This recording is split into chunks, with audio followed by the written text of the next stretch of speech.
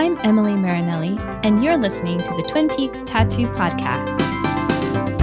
I'm a professor of psychology, a psychotherapist, a writer on 25 Years Later website, and a huge Twin Peaks fan. I'm not a tattoo artist or tattoo expert by any means, but I'm a tattoo enthusiast and wanted to make a podcast combining two things I love the most. Each episode of the Twin Peaks Tattoo Podcast interviews someone about their Twin Peaks tattoo and explores what their ink means to them. Thanks for joining.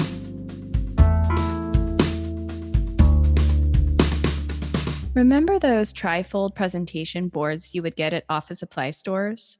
They're the ones with a blank board in the middle and two flaps on either side that stand up on their own. Do they even still sell those?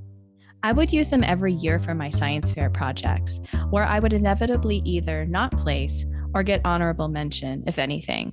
I was terrible at science, but my trifold posters made even the most basic of inventions look like they were going to win a Nobel Prize.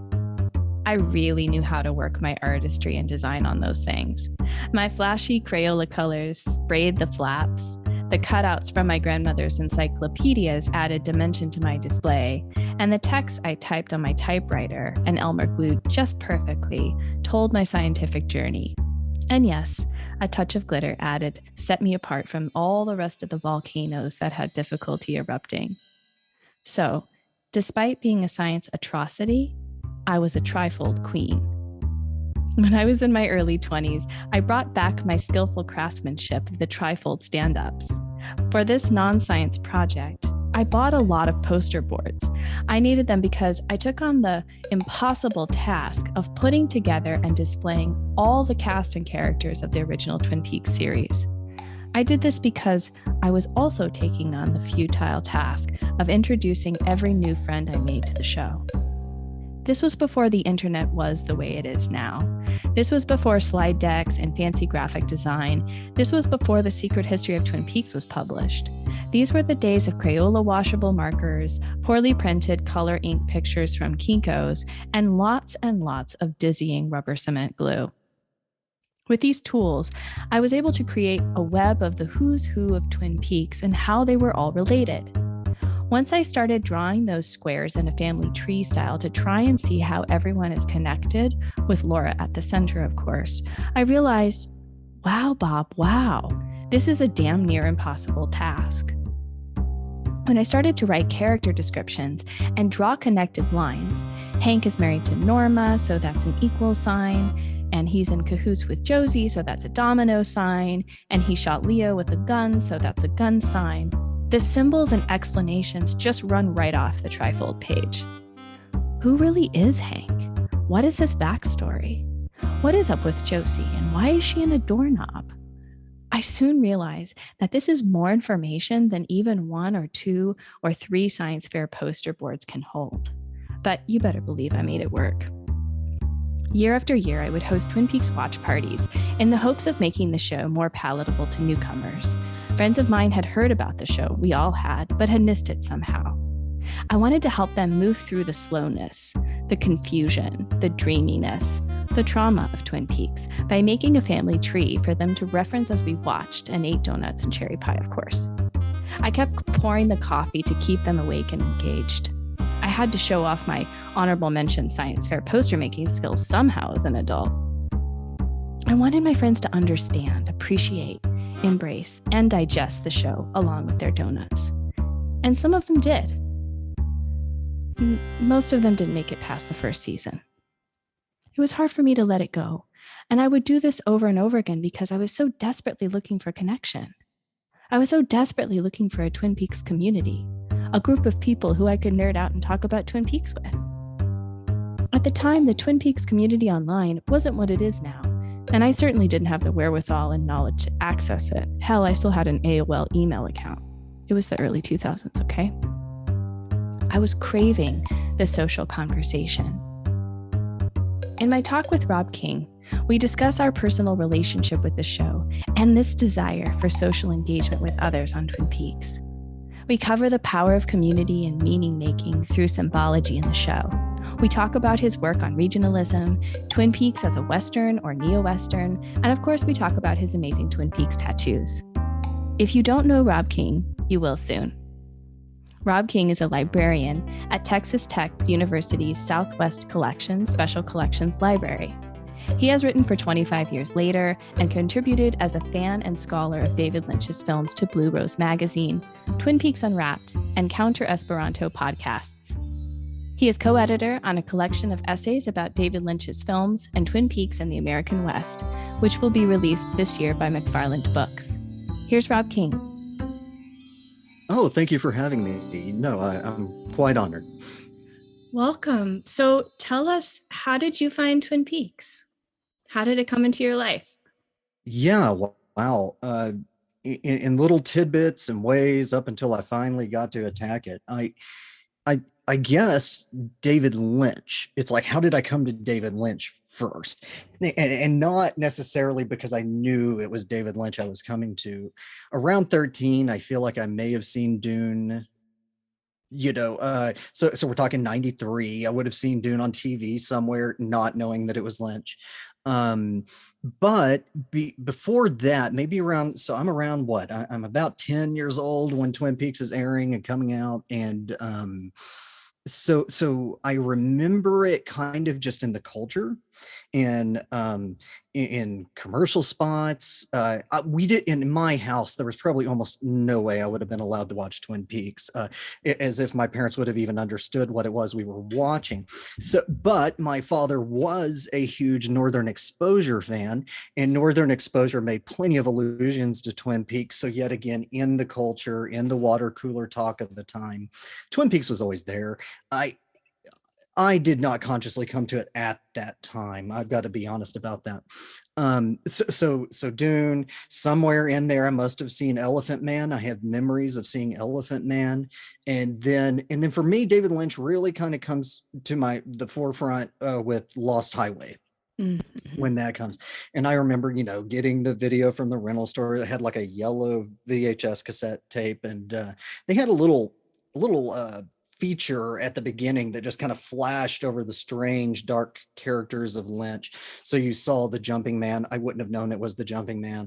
All the little characters leading up, and that just, man, my brain, it just took off. I wanted to know more about these characters. So anyhow, so now let's say we're in 97, 98.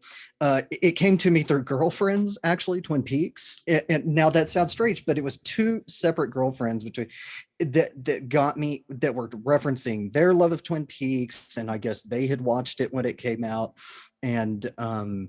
And so I watched with that first Wild at Heart for the first time. And so I'm getting this real spotty kind of Lynch knowledge without actually seeing the show. And so I go to college, here we are, 99. And I'm buying some Lynch stuff.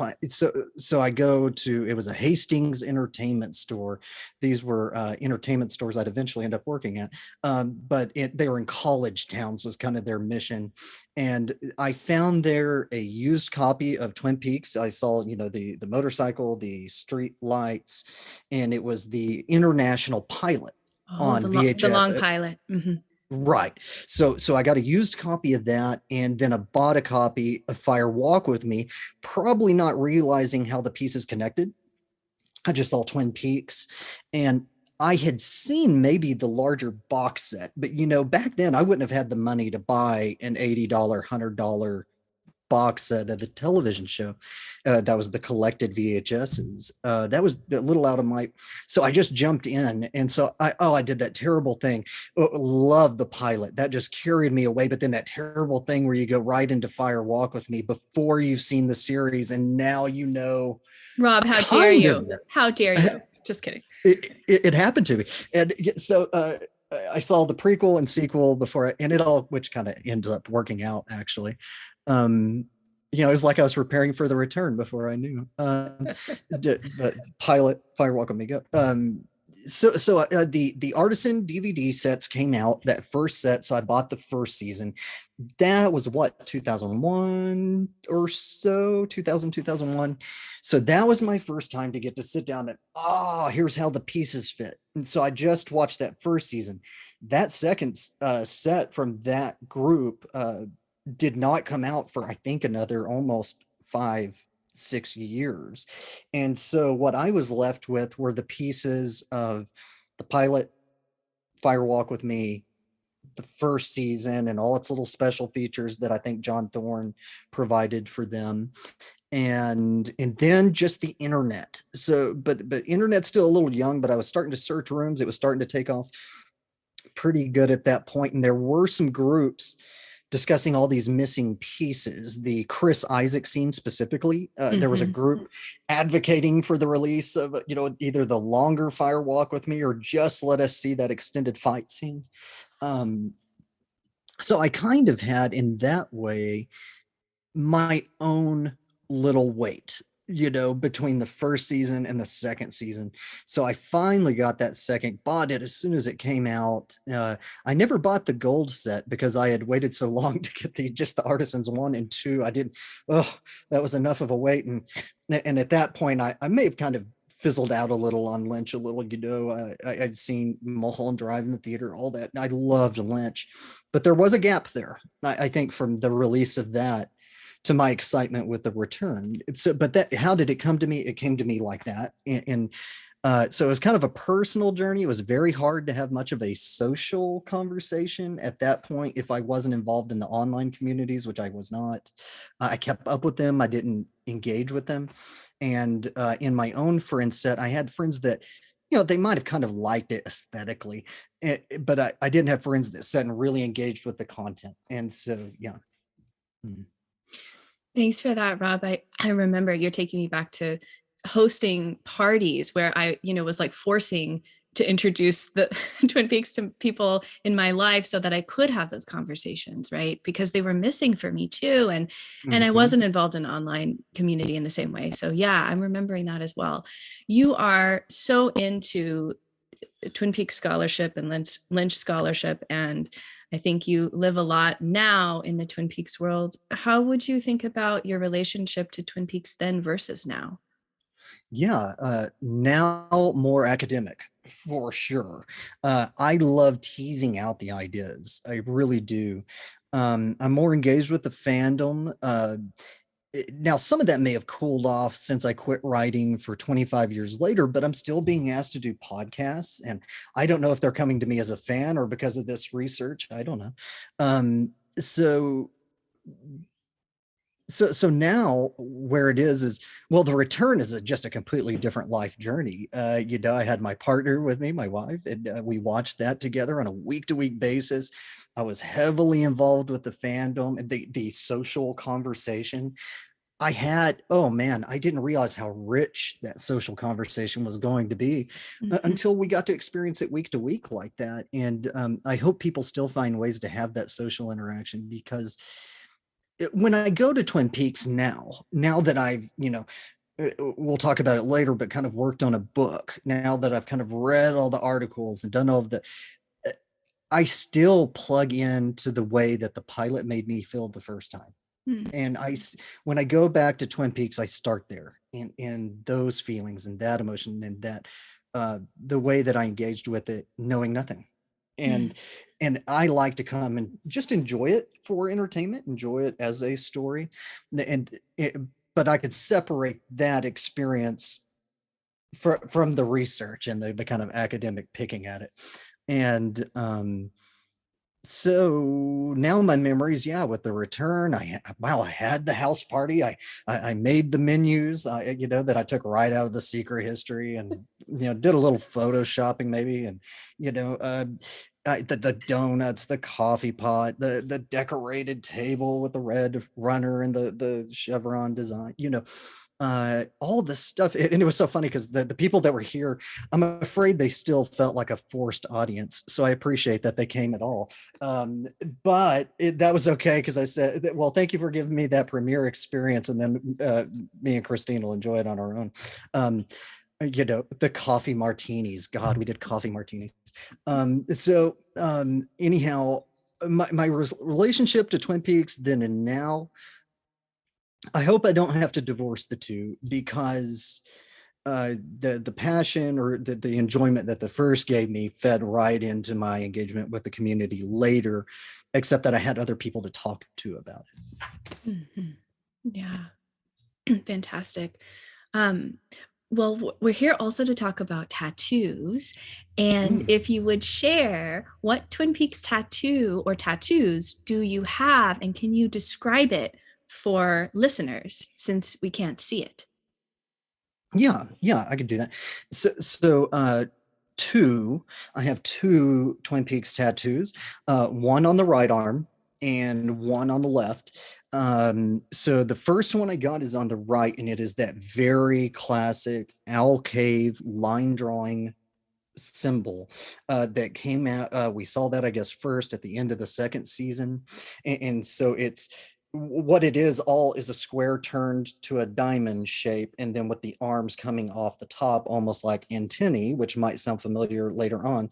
Um, and if you were to fold it to the left or the right, it would be the same symbol. So it has a duality to it.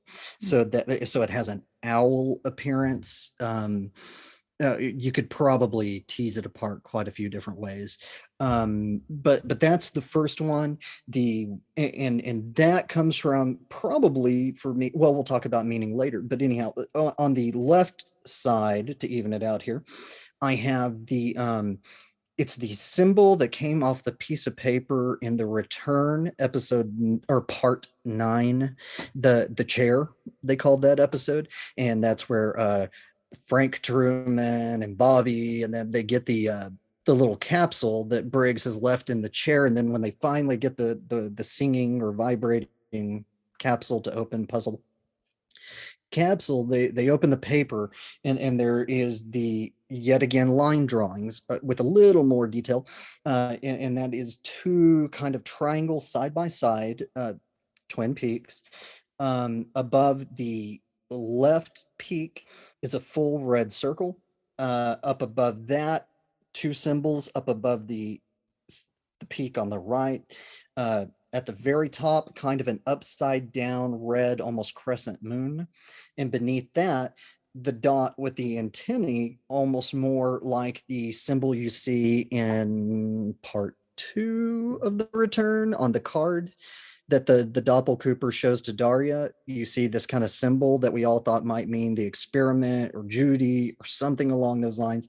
And it's almost like a more kind of blotted symbol of the owl cave symbol almost.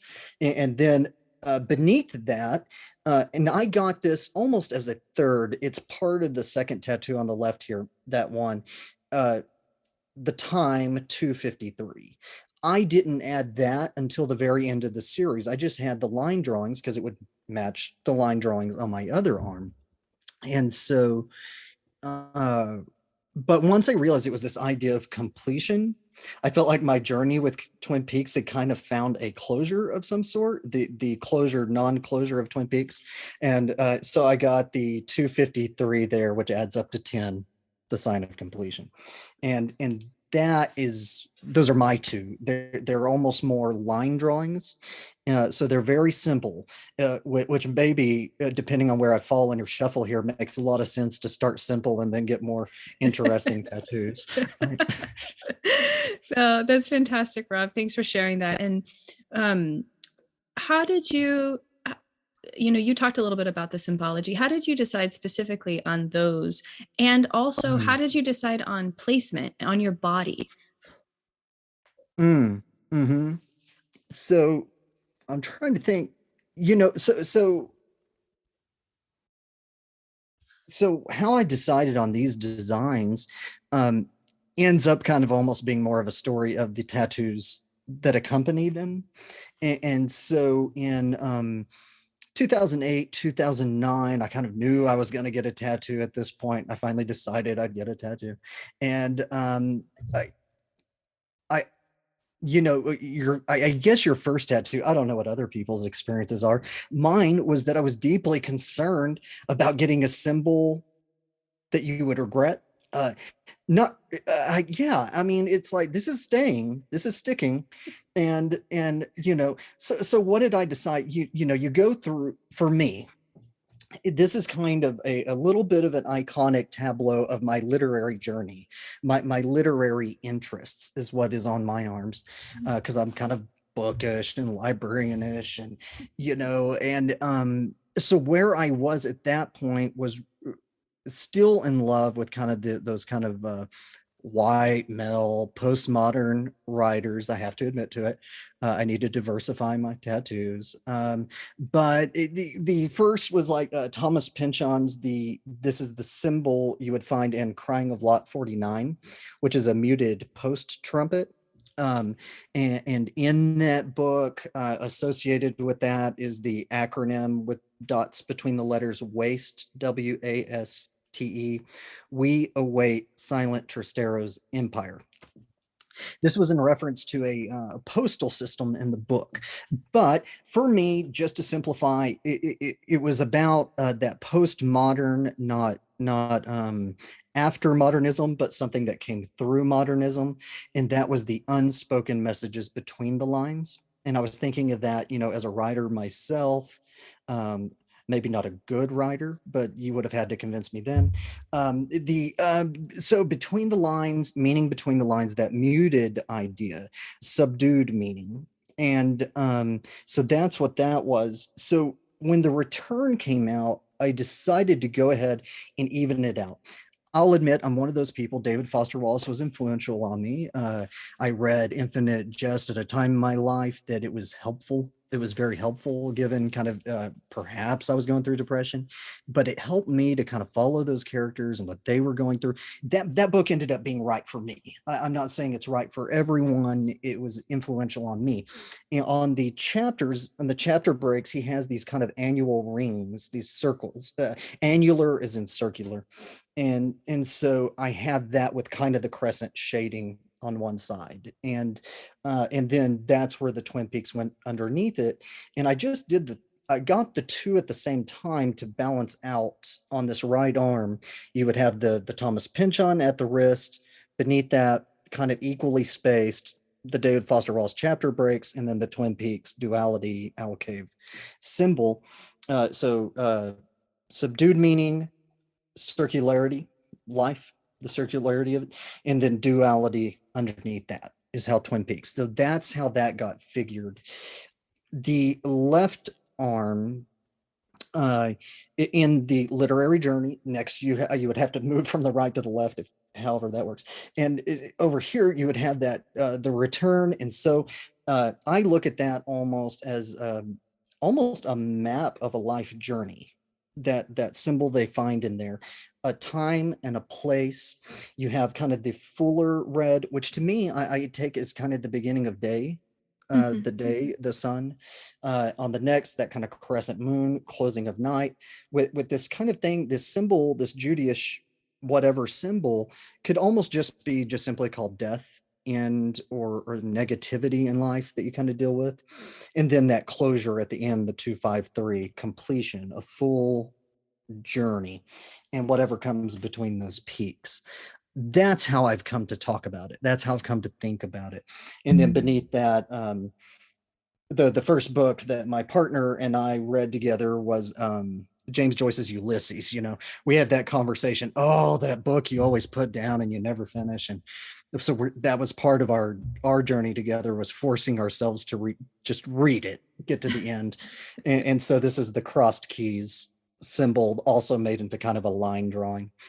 And so all together, the reason I began to think of Twin Peaks, I guess it was with The Secret History, as a unique American text across the transmedia, across the multimedia, from the series to the books, all together form a large, unique American story. And not that it can't be appreciated by others. I'm just saying, in context of Mark Frost digging into the Meriwether and Lewis expedition, the ufology, that secret history, that history no one wants to talk about, that kind of pointed to conspiracy kind of thinking of the United States, in the story of a small town where no one talks about what's obvious.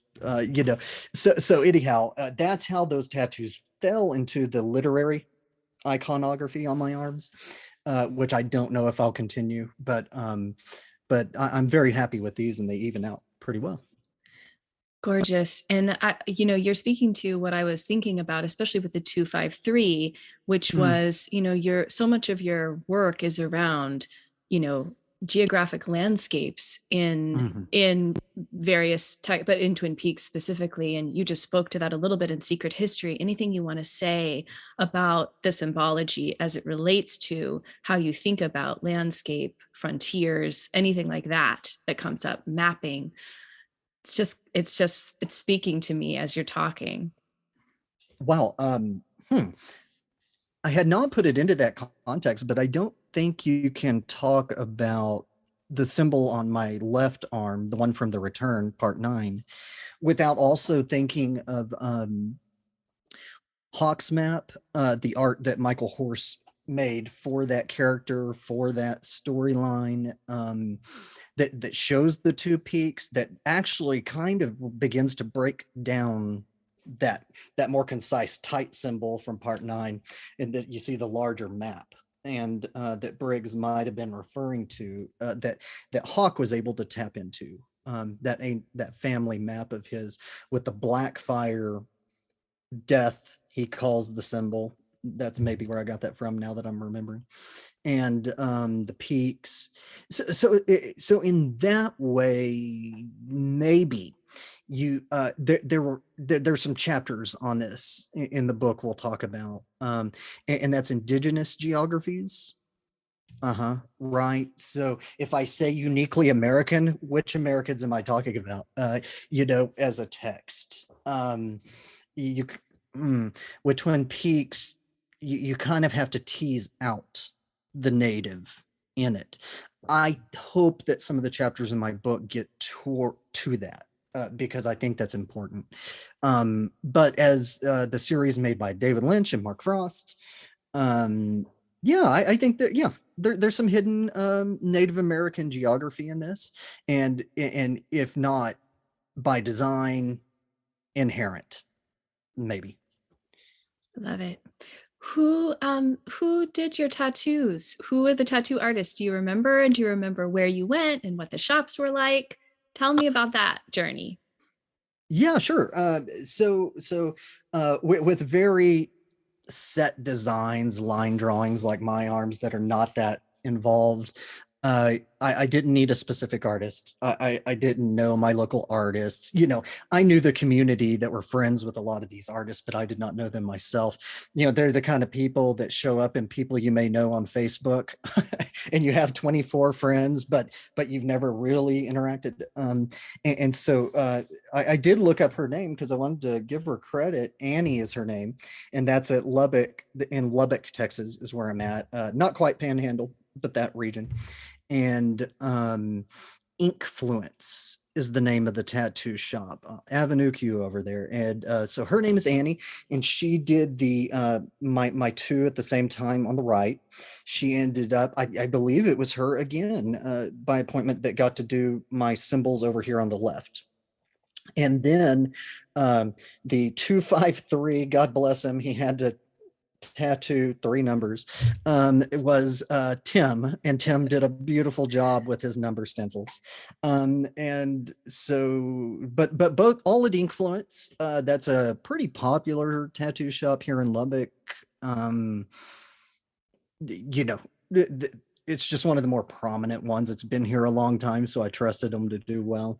There are others that I'm sure are all wonderful. They're kind of on a side street shop, your classic tattoo, just right off at the edge of the street, barely a curb between it and the front doors. And yeah, it's a nice little shop. It has about, you go in, kind of counter on the left, and then about 6 rooms running down the right, with different artists for each of those rooms.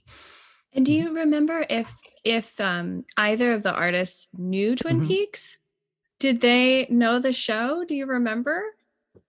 That I seems like when I talk to them, no, like not well, like me in the early stages culturally.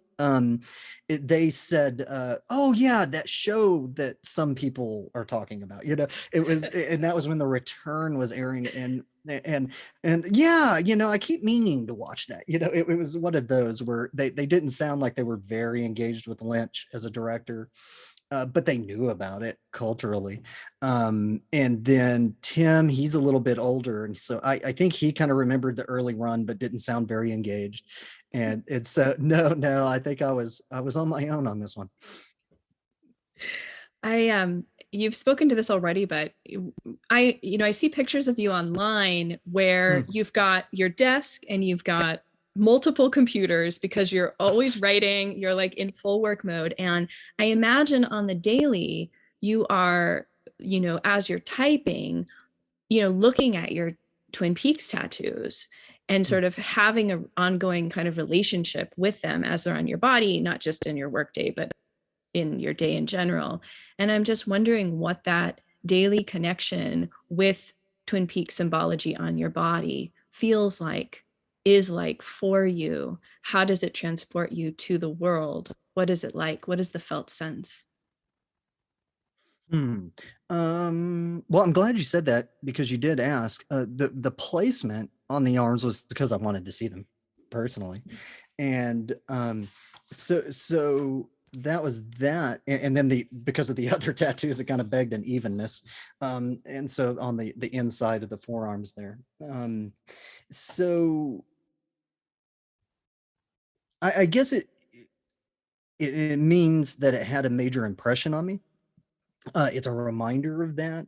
And even if the intensity of my interest kind of wax and wanes over time, that I'm reminded of the influence and interests at a time in my life.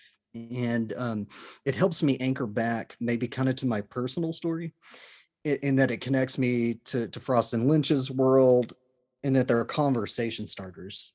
And so they provide an opportunity for me to kind of extend that social conversation that I used to not be able to have. And maybe that comes out like with those tattoo artists where, oh, great. And I wear them out or not. But or just in the instance of this podcast, I get to have this conversation. But having those where I see them, I think it's all about connecting me back to that personal literary journey, asking where am I at in life now? Where am I going next? You know, thank God I didn't get any beatnik tattoos in my early 20s. But these are fine. These are good. These I'm comfortable with. Do people that you interact with on the day to day see your tattoos who are fans of the show and start conversation with you about it? Have you had that Hmm. happen? No, no, I haven't had. I mean, I have, where I've had people say, "Oh, cool, Twin Peaks," but it doesn't go much further than that. They're almost strangers passing by or in a place that they get that. Certain people at work see it, but they certainly don't connect to it in any way. Yeah, I can't think of, like, I remember more of the conversations being when The Return was on. I'd see people reading Laura's diary all of a sudden, like in a public restaurant. I saw that a few times. That was fascinating, and that was here in Lubbock, in Texas, and uh, yeah, that was pretty wild. So I would have conversations with some of those people, like at a bar or something. It was, I guess, people were more engaged with the narrative at that time, and but not as much now. Not as much now. I don't hear many comments, but I'm sure that's very recognizable to people of the show. I got some pretty obvious iconography from the show here. Wow, that's so amazing that people were reading the diary again when the return came out. It's Yeah. amazing. And the diary, I just love the diary. It's so Mm, incredible. I just did a reread of it recently and mm. it's just yeah, there's a lot of magic in the diary. Have people asked you annoying questions about any of your tattoos? I get annoying questions a lot of times about my various tattoos, just generally. And so, yeah. Yeah. So I haven't gotten really any annoying questions, but maybe worse. I've gotten a double take at least once on the owl cave symbol, and that's where the person was concerned. That is where they thought it was in reference to the Odal rune, which has been appropriated by the Nazis. It's a very close symbol, and so it's now associated with that. And So that's less, annoying than upsetting and unfortunate. Uh, but I can usually, what I found is I just, that if I can't remember if it happened twice, I think it may have happened twice, which was that I think it was just a conversation in the air at the time, those symbols and the kind of fascist rising in the United States. And I guess people were just very aware and watching those things. But what happens is I begin to talk about Twin Peaks and they get overwhelmed very quick, and that's the end of the conversation. So Oh, I never, I've never thought about that, about mm, that it could be mistaken as such. And now you say it, and I think about what it looks like. I mean, it makes a lot of sense. And especially, I think about 2017, I think about what's going on culturally, socially at the time, what's going on politically at the time. Of course, everything is up in the air, right? So it's yeah, like this. I can see how that could be a moment of a double take. yeah, and I'm fortunate in that it is surrounded by other literary symbols that I could show how it works as a whole. And then but gosh, I remember like the muted trumpet, and I'm sitting there at a bar by myself, and I hear, oh, isn't that the cutest little cocktail glass or martini glass they called it? I was like, no, that's a muted trumpet, man. That's but I said, you know what, if they want to think it's a martini glass, wonderful, wonderful. So, Are there any questions that you would like to be asked about your tattoos? wow. I think some of the questions we've covered here, I think, yeah, anytime I get to talk about that personal literary journey, anytime I get to just talk about Twin Peaks, the questions I want to be asked is kind of the questions we've asked here. But I think one you're got to hear is, what made you want that permanently? Like, are you going to love this thing forever? It's okay if I don't. It's part of the journey, and That's that, right. so depending on how you choose, I certainly have friends that they do pop culture tattoos. That's what they're into. And for me, I feel like it has a little bit more of an organization, a little bit more of a personal, temporal kind of. It tells a story, Uh, Mhm. Yeah, it tells a story, and it doesn't have to be a story that is a story that's set in stone forever and ever that I have the same relationship to. And I don't want it to be, at least for me. I want my uh, relationship, like my relationship to Twin Peaks, to keep evolving and changing. I just rewatched Fire Walk with Me, and I've mm, seen it a million times, right? And yeah. every single time is a different experience. That is something that is really particular to Twin Peaks for me. And I have that same type of relationship to the way I think about Twin Peaks tattoos. So I really like how you said that.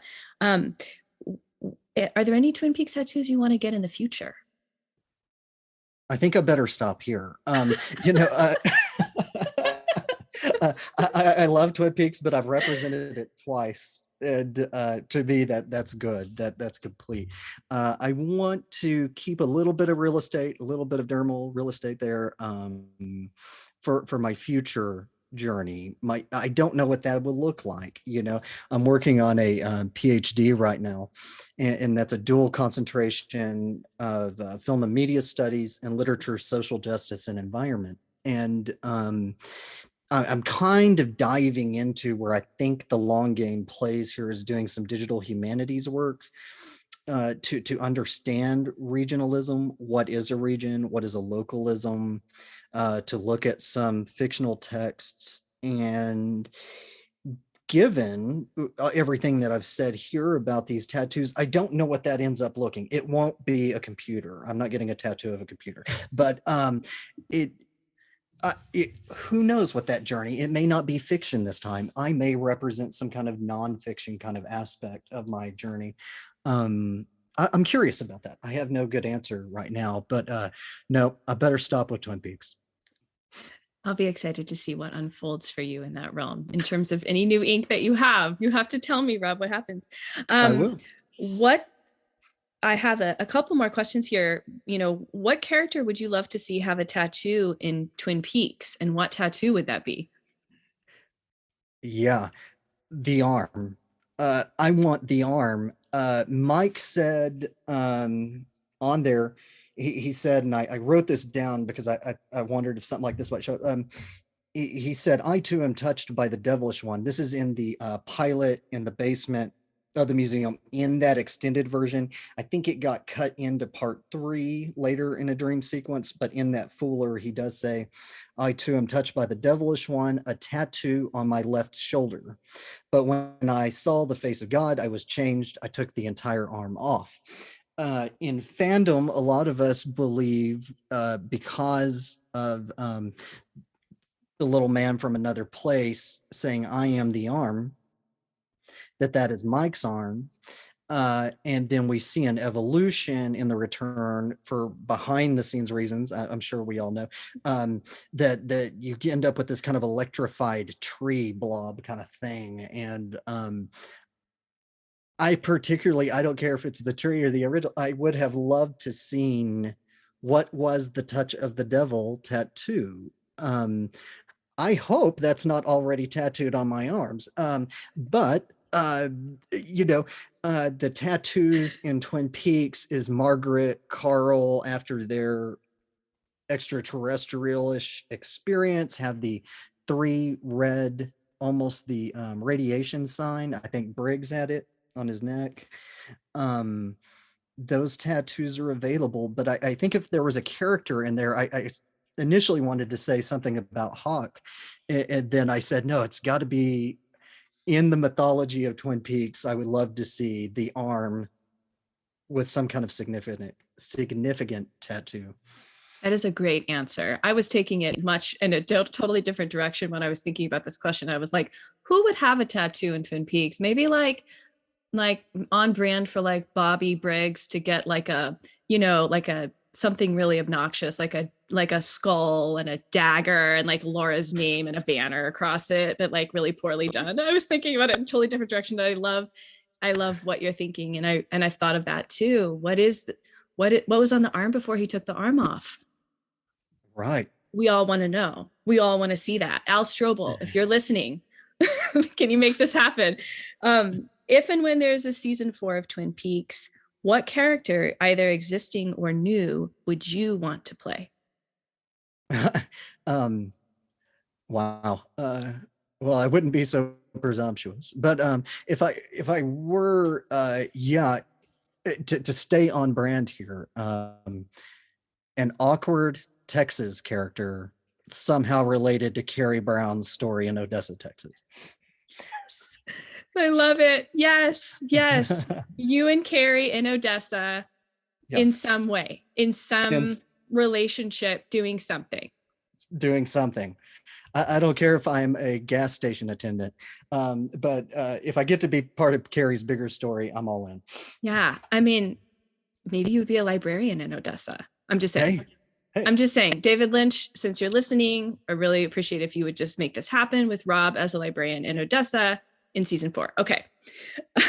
This brings us, speaking of books, back to your book. I'm so excited. Of course, I have my copy of your book pre-ordered. I have now for at least a month or so. Wow. I'm so excited for it. Tell us about your book. What is your book called? What is it all about? And how can we get it? Right. Let me look something up real quick because they changed the title on me. They changed the title of your own book? Yeah. And, I told him it was good. It was fine. It works. But it's not what I have written on the title page here. Okay. So the book is David Lynch and the American West, essays on regionalism and indigeneity in Twin Peaks and the films. So that's a mouthful, but you almost have to say it to represent what it is.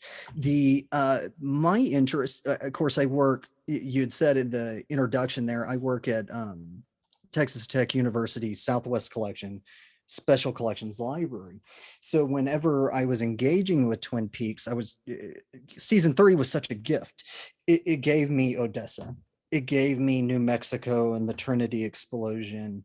Mark Frost, The Secret History, brought in Roswell.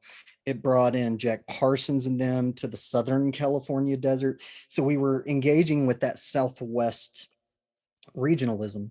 And so I that's where the idea began. I wrote a article for New American Notes Online, "The Horse is the Wide of the Eye, Frontier Narrative, something Frontier Narrativity in Twin Peaks," and there I explored three ideas: ghost town symbols in the show, with Las Vegas, the abandoned area, as ghost town.